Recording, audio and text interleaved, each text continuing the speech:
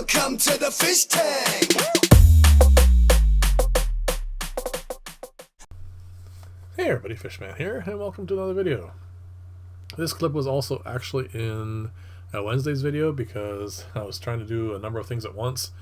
I need to get this system up and running as quickly as possible, so like I said, I was just running as many things as I could, and part of that was I need to figure out a hinged lid for the high humidity planter filter, a vivarium, whatever you want to call it, that's going over one of the tanks. And I was thinking I might take this piece, glue it in place, and then put a horizontal hinged kind of like a little door on it.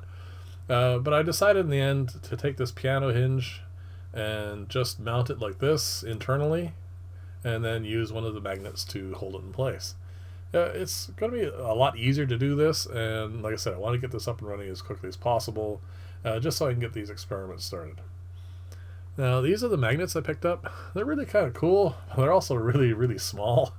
So I'm going to put one right here in the corner, and it's going to be, it's going to hold this lid in place, and I'm going to drill a little hole. But instead of doing it so that the magnet is exposed, I'm actually going to have it, I'm going to set in a hole. So they're actually pretty good magnets.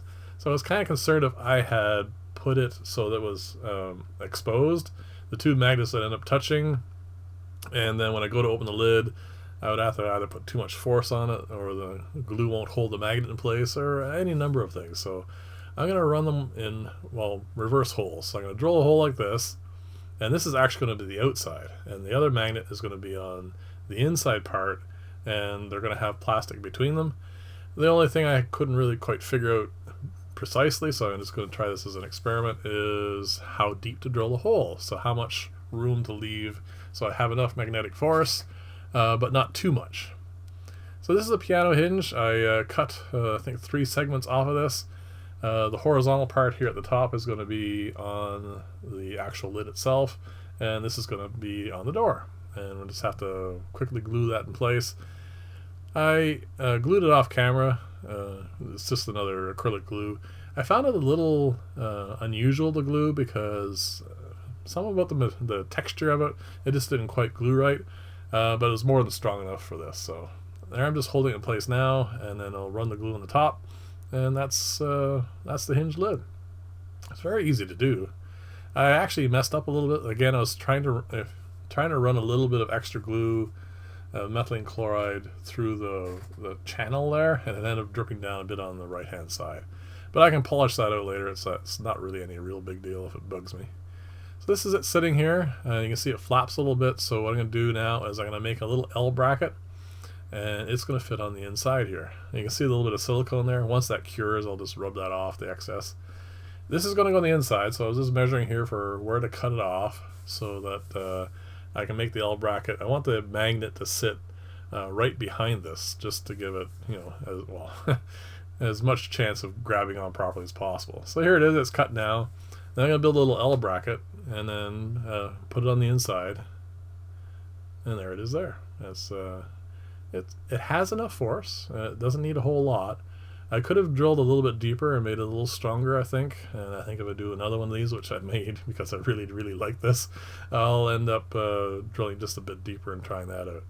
So I put a piece of tape here to mark exactly where I want the bracket to go, because once I flip up the lid, I'm going to have to do it, glue it on in place without knowing, like, I can't see where it is.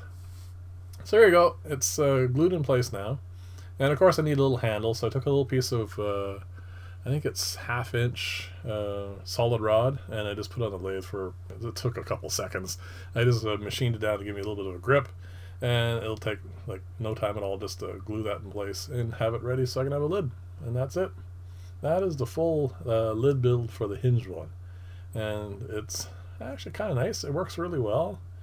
It doesn't have much in the way of strength of holding it closed, and I suppose I could have made it a little stronger, but it holds perfectly straight and true, and it's clean looking. So that's one of the important things. I'll end up like rubbing off that silicone you see there, but it's really not a big deal. And on the far right, you can see that little bit of run of methylene chloride that I did. I'll end up buffing that out as well. So now it's all set for putting all the plants in and everything, which is kind of neat.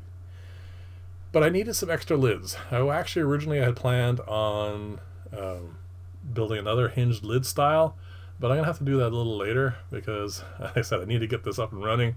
So I went back to the old style with these are polycarbonates, and it works really well with methane chloride, and I built two styles because I want them to go around the lift stacks I had made.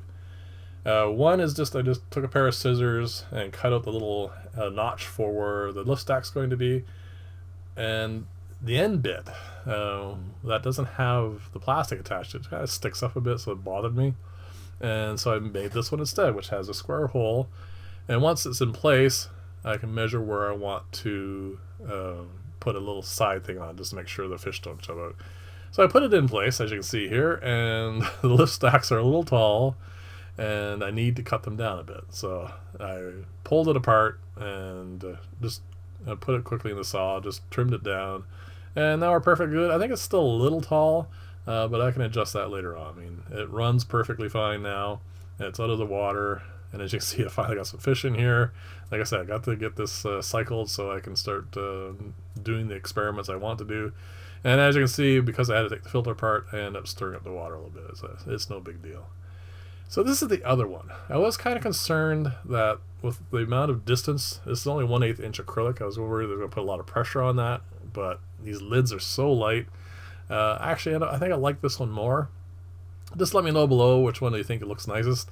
I moved one of them over to here temporarily, but I think this one's going to end up being another enclosed like the other one. So now all I need to do now is put some plants in it. And one of those plants, besides the Java fern in the middle here, is going to be that little plant you see on around it. It's something that just showed up a while back. I don't know what it was, and it started growing. I really like it. I kind of think it might be an immersed plant, but I don't know. So I'm going to put it in this system and see how it does. As I said on Wednesday's video, this is another clip from that. I used to just always end up, I used fishing line. It was easy, it was fast, and I didn't have to worry about it. I mean, I could just carry it or roll it around with me. But sometimes I would forget about it, and it would just like sit in the tank forever, and then I would end up finding little pieces of it here and there. So a number of YouTube channels I've seen, people are using gel cyanoacrylic glue. So I thought, well, I'll give it a try. And this is my first foray into using it as an adhesive for plants, and we'll see how it all works out. I am going to use it on this little piece of Anubias. This is Nana. I'm going to glue it on, see how it grows and stuff. I'm also going to put in, I'm not sure, it was sold to me as broadleaf, but I'm not sure what Anubias it is, but it's one of the larger ones. I'm also going to glue that in place, and I'm going to use a piece of Java fern, and of course that plant that I have no clue what the name is. If anyone knows what it is, just let me know. And I'm going to glue them all together into these little pieces of lava rock, and I'm going to have as an immersed system. So there's going to be leaves below the water, leaves above the water, and we're just going to see how it all grows. I mean, it looks kind of cool when it's all set up. But again, I'm not sure how they're all going to grow. I mean, I've never done it before, so it'll be kind of interesting. This glue actually sets up really quite quickly. This is, believe it or not, is a fast forward. I'm just holding my hand too still for it to show up.